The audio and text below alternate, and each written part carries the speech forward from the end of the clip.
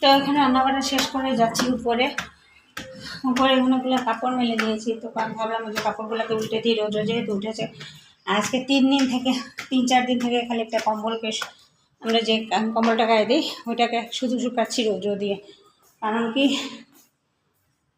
রোদ্র যদি রোদ্র না শুকিয়ে তুলতে পারবো না। ধুইনি, নতুন কম্বল একটু ঝেড়ে তারপর এটাকে ব্রাশ করে ওয়াশ করেছি। কাপড়গুলো এখন একটু উল্টে পাল্টে দিচ্ছি, না হলে তো শুকাবে না। জানলাতেই কাপড় শুকাই আমি। কাপড়গুলোকে এখন হাঁপিয়ে গেছি, সিঁড়ি বেয়ে উঠেছি, এখন কাপড়গুলোকে একটু উল্টে দিচ্ছি। রান্না শেষ করে কাপড়গুলো মাঝখানে এসে একবার উল্টে দিয়েছিলাম, এখন আবার উল্টে দিচ্ছি।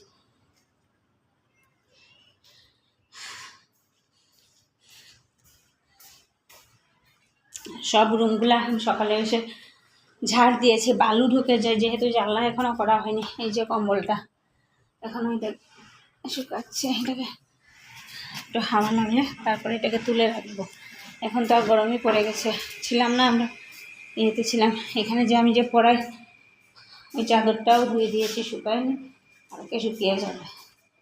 যে কম্বলটা পেতে পড়াই কম্বলটাও মেলে দিয়েছিলাম, ঠান্ডা ঠান্ডা হয়ে যায় পাক্কাতে।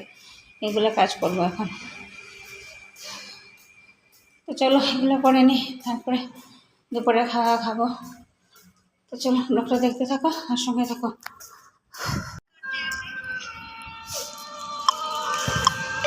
তার সামনে দুপুরবেলায় খাওয়া দাওয়ার পর শুয়েছিলাম একটু, আজকে যেহেতু টিউশন ছিল না। তো এখন সময় যা যা কাজ ছিল করে সন্ধ্যার কিছু কাজ হাতে জল ভরা জল ভিজানো এগুলো কাজ করে এখন খাচ্ছি চা। আর এই যে বলো কী খাবো, তো ব্রেড টোস্ট করলাম, একটু বাটার লাগালাম, চিনি বানাম নিয়ে ব্রেড টোস্ট আর চা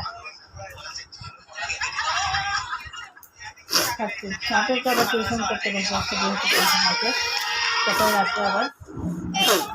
চলো চাটা খেয়ে নিই, তারপরে আবার আসছি।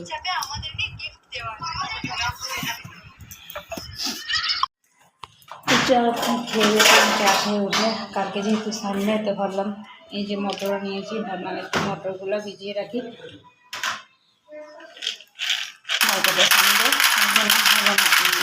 ভুলে যাবো, তো ভাবলাম মটরটা একটু ভিজিয়ে রাখি।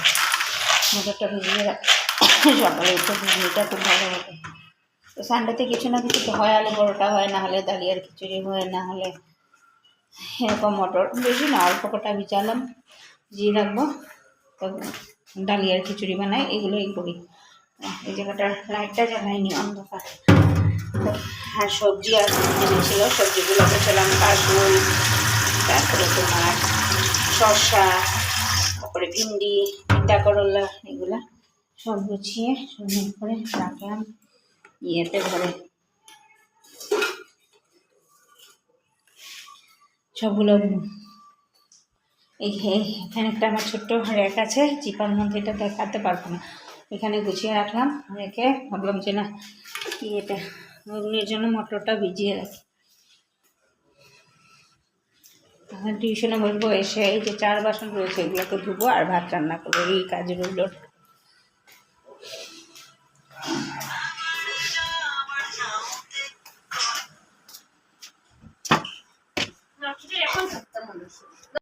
তো এখন আসলাম রান্নাঘরে ভাত রান্না করতে। ভাত রান্না করবো আর তরকারিটা গরম করছি। রাত্রেবেলা জানোই তো আমি রাত্রে তরকারি করে রাখি, বেশিরভাগ সময় রাত্রে তরকারি করে রাখি।